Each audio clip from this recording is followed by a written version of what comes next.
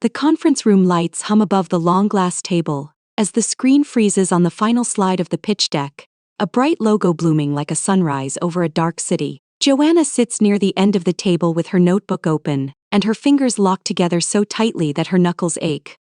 Watching her boyfriend stand in the spotlight that should have been hers, Damien stands in front of the screen in a crisp white shirt that catches the light, sleeves rolled just enough to look careless and perfect, as he holds the remote like a conductor ready for the final note. So this is the new brand identity for Solaris. It is built around one simple idea. Light belongs to the people who dare to walk into the dark. The senior partners lean forward, pens paused over their notebooks, as if the sentence itself is worth copying down. Joanna feels her chest tighten because that line came to her at 3 in the morning while she stared at the ceiling. She remembers whispering it into the dark apartment so she would not forget. Remembers Damien half asleep murmuring that it sounded cool. Remembers the way she smiled into her pillow and stupidly proud. The logo uses a rising arc that echoes the horizon line. The negative space suggests a door left slightly open, an invitation to step through fear and claim the light on the other side. The slide on the screen is exactly the version Joanna exported from her laptop last night. Same palette, same spacing, and even the tiny misalignment in the lower tagline that she planned to fix this morning. Only now the file name in the corner says Damien Cole Final. Like the design crawled out of her hard drive in the middle of the night and changed its name out of loyalty. Brilliant. The symbolism is sharp, the story is crystal clear, and this feels like a real leap for Solaris. Mr. Harris, creative director and unspoken god of the agency, smiles at Damien as if he has been waiting years for this exact moment. And Joanna feels the room tilt for a second. How did you land on this direction? Walk us through your process. Joanna sits up a little, expecting Damien to glance back, to say that the concept came from long nights with his partner, and to mention her name at least once. It started with a question I keep asking myself. What does light mean to a city that never truly sleeps? I wanted to create something that feels like the moment before dawn and when everything is still possible. The words flow easily from him, warm and confident. But Joanna hears the echo of her own late-night rambling, and the way she once described sunrise walks home from the subway after overtime shifts. She watches him trace the logo in the air with his finger, describing decisions she made alone at her desk, lines she drew while he scrolled on his phone and hummed distracted agreement. Clients will eat this up. We will lock them in next week. Excellent work, Damien. There is light applause around the table. Damien nods modestly and says thank you as if this is all slightly embarrassing. Joanna forces her hands together in a weak clap and palms numb. Her name is nowhere on the slides, nowhere on Damien's lips, nowhere in the email he sent to confirm the meeting that still sits open on her phone. She told herself this morning that it did not matter whose name was on the deck as long as the work shone. Now the lie burns the back of her throat. We should get this into the awards pipeline. This feels like the kind of leap that gets a studio on the map. That would be amazing. I have been waiting for a project that finally feels like mine in every fiber. The sentence lands like a slap. Joanna flinches and her pen rolls off the table, a tiny clatter swallowed by the hum of people standing up and gathering laptops. Damien glances back at her then, eyes soft, the private look he uses when he wants to remind her that they are a team, and that there is an US underneath the company logos. Babe, can you send me the updated file tonight? I want to polish the motion preview before we show it to Solaris, and you have the eye for those details. The casual way he says it makes Joanna's stomach twist. Like he is already planning the next thing he will present without her standing in the room beside him. You already have the file? It is the same one I finished at 3 in the morning. The same one you just showed them. Her voice comes out lower than she expects, a quiet crack in the smooth surface of the post-meeting buzz. A few people glance over then look away. Joe, do not do this here. We are on the same side, and remember, and without me they would have ignored your work again, and I am the one who can sell it. He steps closer, lowering his voice, the familiar warmth in his tone wrapping around her, like a blanket that suddenly feels too heavy. You could have at least said my name once. You could have told them the concept came from both of us and from me. You really want to argue about credit, right after we just nailed the biggest pitch of the quarter. You know how petty that sounds. The word petty hits harder than it should, because a part of her has always been afraid that she is exactly that. Needy and difficult and too hungry for validation. Look, we are a unit. What is mine is yours, and what is yours is mine, and the work lives between us and not on a name tag. He smiles then, that soft crooked smile that once made her feel chosen. And for a second Joanna wants to believe him again, and wants to slide back into the warm lie of us. By the time she gathers her notebook and follows the crowd out, the applause still echoes faintly in the hallway, attached to Damien's name and not hers. That night the apartment smells like burnt coffee and cold takeout. The glow of Damien's laptop spills across the living room like another harsh office light that has followed them home. Joanna sits on the couch with her sketchbook open on her knees, staring at the empty page while Damien replays the recording of the meeting on his phone. Hear that pause before Harris speaks? He was really letting it sink in. That is the moment they decided, and you could feel it. I could also feel my work leaving my hands today. It was right there on the screen and I felt like I was watching someone else's life. You are tired. You always get dramatic when you are tired. Come here and let me hold you, and tomorrow you will laugh about this. He pats the space beside him on the couch, eyes soft. But there is a flicker of irritation at the edge of his mouth, and like a shadow trying to escape. Why do you remember every line of the deck so perfectly? I keep trying to replay it in my head, and parts of it already feel blurry. Because I was the one presenting, I had to lock it into my mind. You were sitting there stewing, and no wonder it feels fuzzy. He starts reciting the key points of the presentation without looking at the screen, hitting every phrase, every tiny phrasing quirk she knows she used in her notes, and even a metaphor she crossed out before reading the final version to him. Joanna's heartbeat stumbles, a strange vertigo washing over her.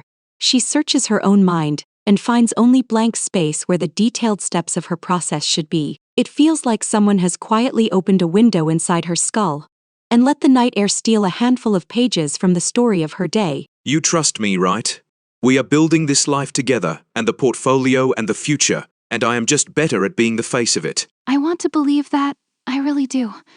But something feels wrong and I do not know why. She cannot find the exact words, cannot name the hollow ache under her ribs, only knows that when Damien wraps his arm around her shoulders and warmth rushes in and steals the energy to keep fighting. Later, lying awake beside him while his breathing evens out, Joanna stares at the ceiling and silently repeats the phrase light belongs to the people who dare to walk into the dark, and afraid that if she stops and even that line will slip away. The next week blurs into a smear of coffee cups and glowing screens. Joanna's days start at the agency and end at home in the same hunched position, fingers hovering over a tablet that refuses to answer her. Ideas used to crash over her like waves.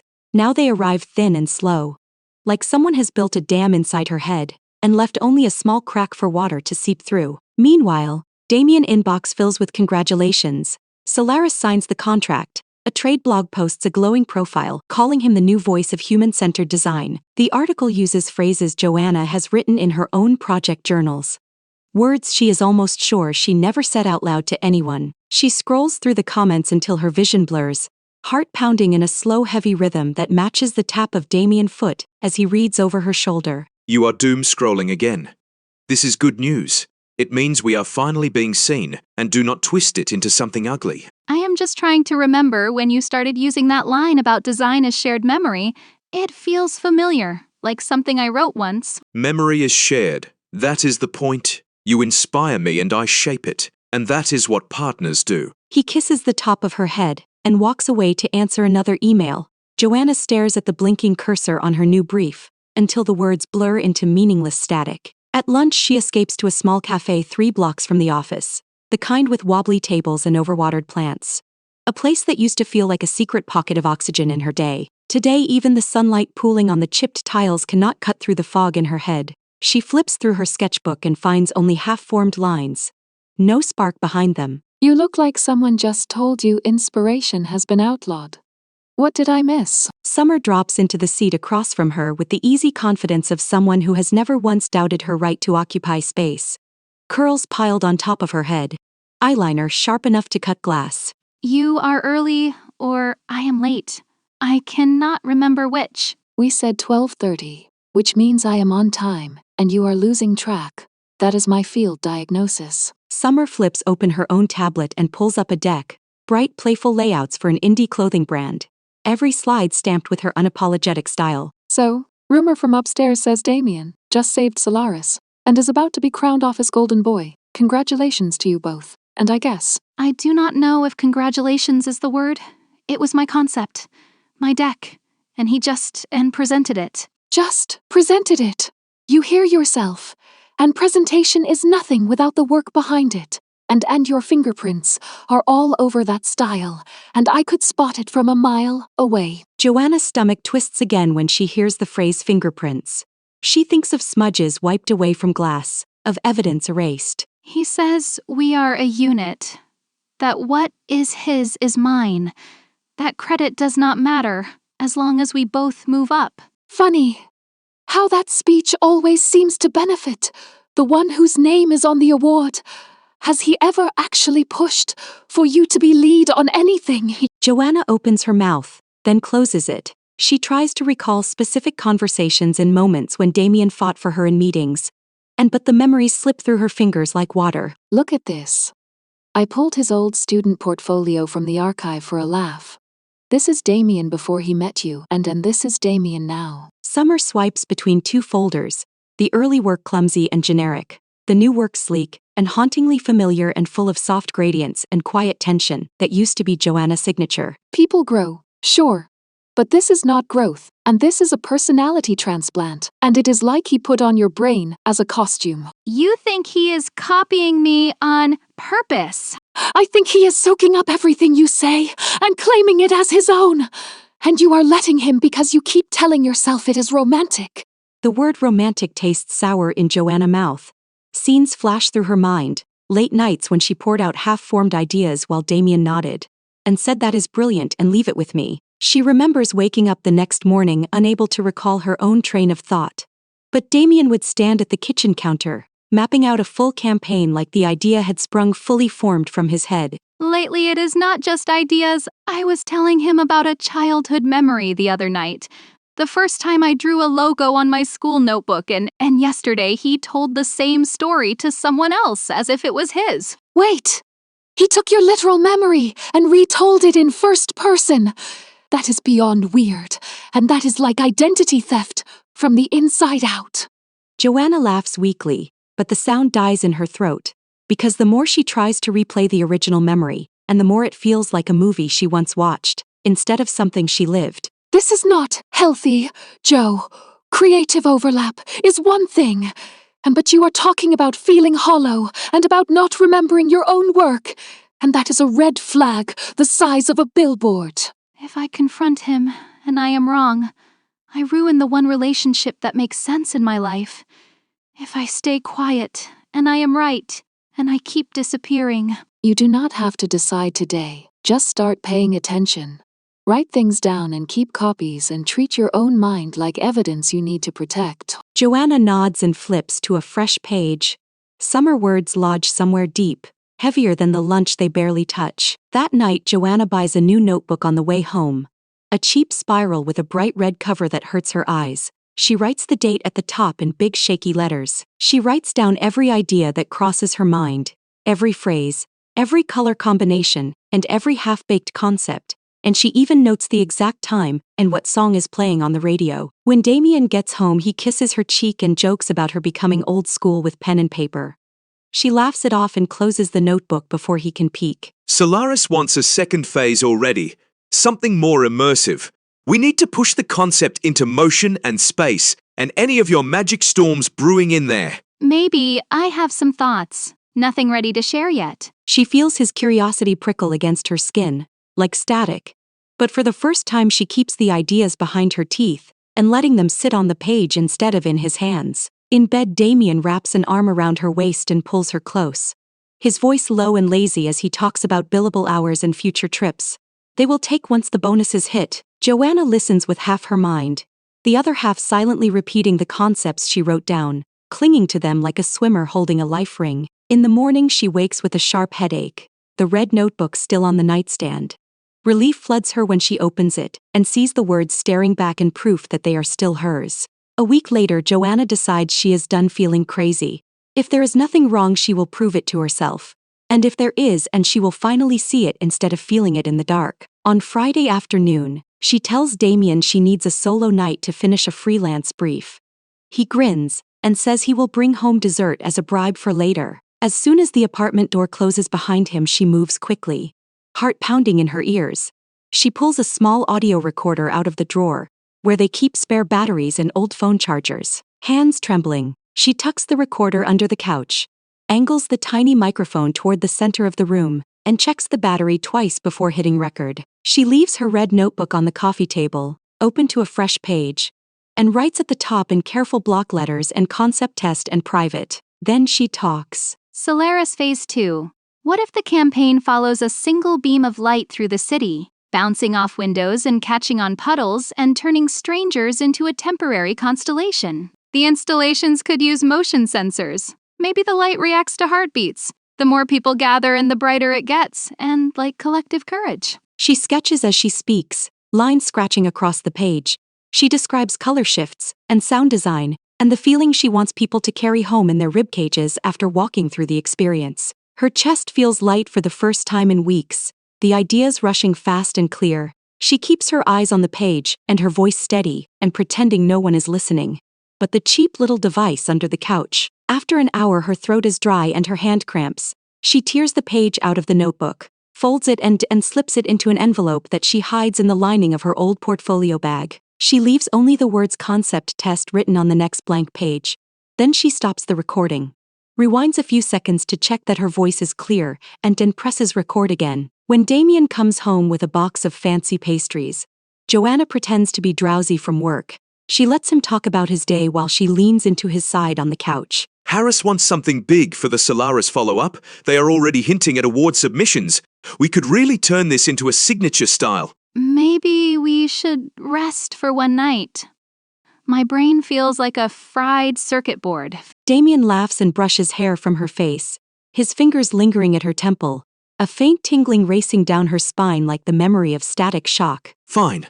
One night off, but tomorrow we dive back in and this is our moment. Later, when Joanna pretends to fall asleep on the couch, she feels him gently slide out from under her and hears the soft creak of the floorboards as he moves toward the coffee table. Her eyelids stay closed to slits, just enough to see him pick up the red notebook, his expression sharpening as he sees the words concept test and the blank page underneath. He stands there for a long moment, then something in his shoulders loosens, like a decision has been made, and he puts the notebook down and walks to the center of the room. Joanna watches his silhouette against the dim window, his hand lifting to press 2 fingers lightly to his own temple.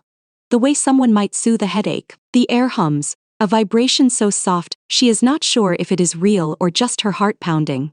The tiny red light on the recorder under the couch blinks steadily. So, Solaris Phase 2, follow a beam of light through the city and let it stitch strangers into a constellation and heartbeats, driving the brightness and courage made visible. He murmurs the words in a low voice that does not sound like he is brainstorming.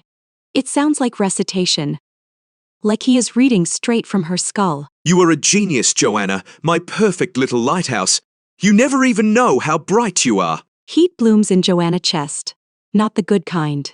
A sick burning that makes her fingertips tingle, and she stays very still and hardly breathing. Damien reaches toward the space where she had been sitting, fingers curling as if grasping invisible threads. The air around his hand seems to shimmer for a second before going flat again. A spike of pain shoots behind Joanna's eyes, sharp and sudden. Memories of the idea she spoke earlier flicker, and then dim, and as if someone has turned down a dimmer switch inside her mind. She bites the inside of her cheek to stop herself from gasping. The metallic taste of blood anchors her to her body, while something else tugs gently at the edges of her thoughts. Phase 2. Light that remembers where it has been. Installations that respond to crowds and heartbeats, mapped in real time, and easy awards, and they will never see it coming. He smiles to himself, a private sharp curve that Joanna has never seen pointed at her. Then he heads for his desk and already reaching for his laptop. When the bedroom lamp finally clicks off and Damien settles beside her in bed, Joanna keeps her breathing slow and even, cataloging every sensation, and the weight of the blanket, and the hum of the heater, and the fading echo of that stabbing pain. In the morning, Damien leaves early for a supposed breakfast meeting with Harris.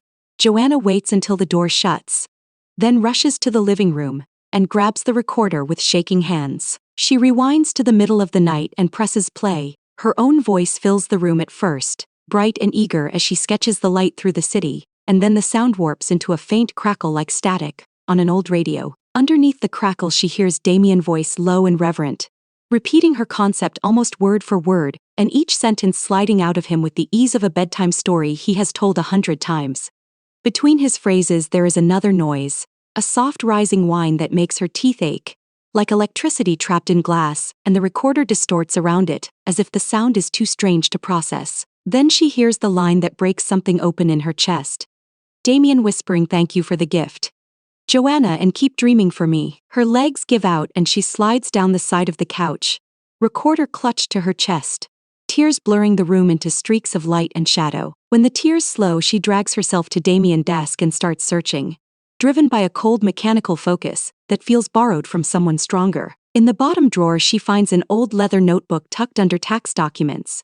The cover worn smooth by years of handling. Her name is scribbled on the inside front page next to a date from 3 years ago. The first entries are scattered observations, notes about clients and deadlines, sketches of layouts and nothing unusual, and then the handwriting tightens and the tone changes. He writes about the night he first noticed he could pull details from other people's minds, the way a client's story settled into his own memory, as if he had lived it himself. How easy it became to impress people by mirroring their experiences back at them. A few pages later he writes about her, the quiet intern with the storm in her sketchbook. The first time he kissed her and felt something new snap into place behind his eyes. He calls her the perfect host, a mind overflowing with concepts and emotion, easy to tap and easy to soothe, and someone who will always blame herself for feeling empty, instead of questioning why. By the time Joanna reaches the last entry, her hands are numb, the words swim on the page. He has mapped out a future built entirely on siphoning her work and her memories, and even her childhood stories, and every part of her turned into fuel for his success. The final line knocks the air from her lungs. Without her I am nothing. So I will never let her go. Morning light slips through the blinds in thin stripes, as Joanna sits on the floor of the living room. Damien leather notebook open in front of her, like a wound that refuses to close. Her own name stares up from the inside cover, tied to years of entries about feeding him ideas and memories, every line a quiet theft dressed up as devotion. When the front door clicks and Damien steps in with coffee, Joanna does not close the notebook. She waits for him to see it. You are up early. I thought you would still be asleep after last night's storm. His voice is easy, but when his eyes land on the notebook his whole body goes still. The paper cups creak slightly in his hands. How long have you been doing this? How long have you been using me as your private generator? The words scrape her throat on the way out. But once they are in the air she feels steadier, like she has stepped onto solid ground after months of fog. You went through my things, Joanna. That is a serious breach. You are twisting something you do not understand. I understand that you write about pulling memories out of people, that you call me the perfect host, that you built your entire career on draining me. Damien sets the coffee on the table with a soft thud and runs a hand through his hair, pacing once like a caged animal before forcing his face back into something calm. Yes, I can borrow. That is what it is. I can borrow people memories and ideas. But it is not some horror story. And it is a gift. And you are the one person I share it with. You do not share it. You take it. You pull pieces out of me and walk into rooms, shining with my work while I sit there trying to remember my own name. Her hands shake, but she does not back away when he steps closer. The space between them crackling with resentment and something older. The memory of early mornings when his arms felt like safety. Without me, you would still be stuck on junior accounts. I got your ideas heard. I turned our work into something the industry could not ignore. Our work? You mean mine? And you love reminding me that I would be nothing without you. I never said you would be nothing. I said you would be lost. And look at you now. And you are already unraveling the minute you question us. The word US lands like a stone between them, heavy and cracked. Joanna feels something inside finally give way. There is no us, Damien. There is you feeding on me until I disappear. And I am done letting you live off my mind. Do you think you can just walk away from this? From me? You think you can still design once I am gone? His voice rises for the first time, the Polish charm peeling back to reveal something raw and panicked. He grabs her wrist and fingers digging in hard enough to bruise. You are already hollow. You feel it. That fog in your head. And that is what life is like without me balancing you and leave. And you will crumble. And you will be a shell staring at blank screens for the rest of your life. His breath is hot against her face, the room narrowing to the circle of his grip, and the rush of blood in her ears. Fear claws up her spine. Let go! I am not your battery. I am not your host. And I am not your anything. For a second she thinks he will squeeze harder. Then his fingers loosen and fall away. He steps back like he does not recognize his own hands. You are making a mistake! Joanna, you will come back when you realize you cannot function without me, and I will be here to pick up the pieces. She closes the notebook with a soft snap and holds it against her chest like a shield. The decision settles into her bones with surprising clarity. I am leaving. Not later. Now, and you do not get to know where I go. She walks past him into the bedroom and pulls a suitcase from the closet. Every folded shirt and sketchbook she packs feels like another thread cut between them. Damien hovers in the doorway, jaw tight, eyes tracking her every move as if memorizing what he is losing. You think distance will save you? The link is deeper than that. You are tied to me in ways you cannot even name yet. Joanna shoulders her bag and slips past him. The hallway outside the apartment feels colder, but at least the air is her own. Hours later, she sits on Summer couch with a mug of tea going cold in her hands, telling the story from the beginning, while Summer listens without interrupting. So he admits he can pull thoughts and memories out of people, and he has been doing it to you for years, and he thinks that is just a quirky skill. Summer tone is steady, but her knuckles are white around the pillow she is hugging, anger vibrating under her skin. He kept calling it a gift.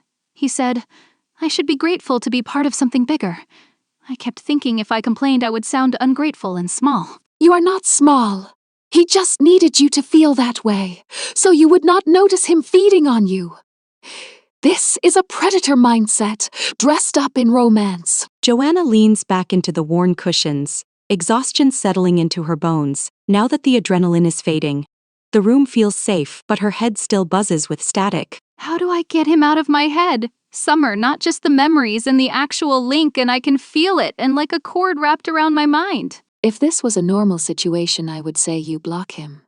Get therapy, change jobs, but normal does not cover this, and we need information. Summer grabs her laptop and starts searching, fingers flying over the keys, the screen filling with articles about memory research and fringe neurological theories. Most of it is useless noise, but buried in a forum for people who claim to experience shared memories. Summer finds a thread that makes them both sit up. Listen to this. Someone describes a partner who could copy memories during physical contact. They call it parasitic recall, and the only thing that weakened the bond was the host deliberately forgetting the shared events. Forgetting on purpose. How do you even do that? I cannot erase him, and he is tangled up in every part of my career. They talk about flooding the brain with new associations, rewriting triggers until the old ones cannot fire. But they also warn that you lose more than the parasite, and you lose chunks of yourself. Joanna stares at the screen, the words blurring. She thinks of every logo she has drawn with Damien at her shoulder, and every late-night brainstorm that ended with him kissing the ideas out of her mouth. If I do this, I might lose my work, my style, the things that make me who I am, and what if I end up empty? And not because of him, but because I cut out the infected parts myself. Or you keep things as they are, and watch him drain the rest of you until there is nothing left. Those are the options. Slow death or painful surgery. Silence stretches between them, broken only by the faint city noise outside the window. Joanna feels the weight of the choice pressing down on her chest. If I have to choose between losing parts of my past and losing every possible future, I pick the past.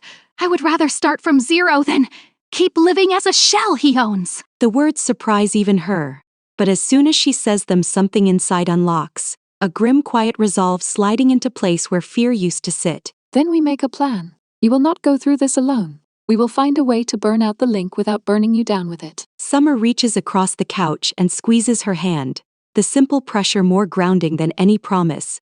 For the first time in years, Joanna feels like the story might belong to her again. The months that follow do not look like triumph. They look like rehab. Joanna measures progress not by new awards or clients, but by how often she can think about design without tasting panic. She moves into a small sublet with peeling paint and a view of a brick wall. The rent is cheap, the silence is loud, and every corner feels like a blank page waiting for a new life to be drawn on it. On Summer advice, she quits the agency and takes a part-time job at a community art center, teaching kids how to play with color and shape, instead of chasing big brand contracts. The work is simple and exhausting, but the children do not care about portfolios or industry buzz. They only care that she notices their crooked stars and lopsided houses. At night, she sits at her tiny kitchen table with a stack of blank cards, writing down memories linked to Damien, then pairing each one with a new action and a new image, and flooding her brain with replacement paths. The first card says Solaris Pitch. She tapes it above her sink and beneath it she writes, "Midnight walks alone and streetlights reflected in puddles that belong only to me." She forces herself to walk those streets on weekends, breathing in the city without him at her side, teaching her body that the feeling of inspiration can exist without his hand on her back. Some nights she wakes with a stabbing pain behind her eyes and no clear dream to blame. She knows another thread has snapped, another shared memory fading into static. She keeps a log on her phone, listing the things she can no longer recall clearly. The first coffee shop date, and the exact layout of their old apartment, and entire projects she knows she worked on, and but cannot picture. It feels like standing in a house while rooms disappear one by one.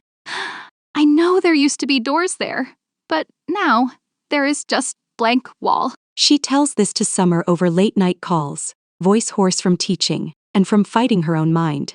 Summer listens and keeps her anchored to the parts that remain. You are not the rooms, Joe. You are the person who chooses what to build in them. And he stole furniture, and you are tearing down walls, and that is not the same as disappearing. When the link weakens, Joanna feels it as a quieting, the constant background buzz in her skull fading day by day. Like a radio finally turning down, she learns to design like a beginner again, filling cheap sketchbooks with clumsy shapes, forcing herself not to chase her old style, and letting the lines wobble into something new. At the same time, news of Damien's decline trickles in, through the same industry channels that once praised him. A campaign pulled for being eerily similar to a competitor, and a client walking away, and whispers of lost touch. He showed up at the agency last week trying to pitch a new concept. Harris told me off the record that it felt like a remix of old ideas. Nothing fresh, and he looked shaken. Joanna listens with a strange detach. The part of her that once would have rushed to comfort him now busy holding together the fragile new scaffolding inside her own head. One evening she passes a newsstand and sees a magazine with Damien's face on the cover. The headline asks if his early success was overhyped. Her stomach twists but no sharp pain follows, and only a dull distant ache. I thought seeing him fall would feel like revenge, but it just feels like proof that he never knew how to stand on his own. She says it to the empty kitchen that night, whispering the words into her mug of tea as if the steam can carry them away. She does not realize she is ready to build again until Summer points it out. You keep filling my inbox with these little side projects. Posters for the art center, tiny logos for the kids' clubs. And you know that could be a show, and right. Summer's suggestion hits like a soft light switching on. Joanna looks at the collection spread across her desk. Pieces she never made with clients in mind, and only with the simple urge to see shapes and colors dance again. They are rough and strange, full of hand-drawn textures and bold uneven lines, but they share something she does not recognize from her old portfolio, and a pulse that feels entirely hers. An exhibition of messy experiments from someone who forgot her own style. That is not exactly a selling point. Or it is the whole point. You cut out a parasite and had to rebuild your memories around your own heartbeat. People understand starting over, and they crave it. And we pitch it as a story of creative survival. Months later, Joanna stands in a small gallery carved out of a converted warehouse, her work lining the white walls, the room buzzing with low conversation, and the clink of glasses. The pieces glow under warm lights, abstract cityscapes built from overlapping shapes, constellations of color pinned to boards, and fragments of old logos turned into something fragile and defiant. A small plaque near the entrance carries the title of the show, Borrowed Light, Returned, and a short paragraph about losing and reclaiming a creative voice. Joanna's heart pounds, but it is a good rhythm, strong and steady, and Summer stands beside her, and grinning like she built the whole room herself. Speech time, heart. Go show them what it looks like when someone cuts their own chains. Joanna steps up onto the small platform at the center of the room, every face turning toward her. For once she does not look for anyone else to stand in front of her work. There was a time when I thought love meant sharing every part of myself, until there was nothing left that was only mine. I let someone treat my mind like a resource to be mined. I called it partnership when it was really erasure.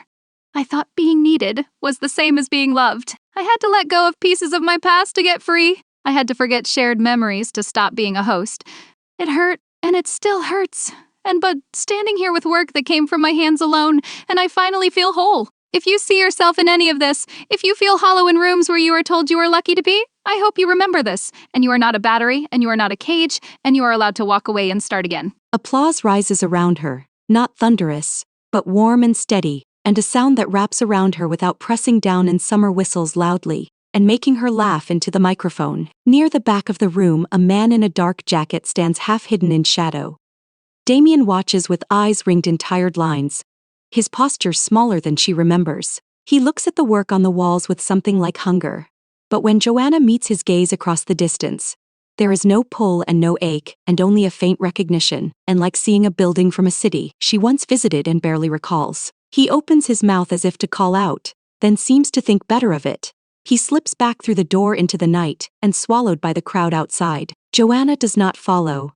She turns back to the nearest painting, where a streak of bright color cuts through a field of gray, her chest light with a new kind of certainty. She has lost whole chapters of her story, but the pages ahead are blank and waiting. This time the light she carries belongs only to her, and she will never let anyone borrow it again. Thanks for watching. Follow for more romance stories.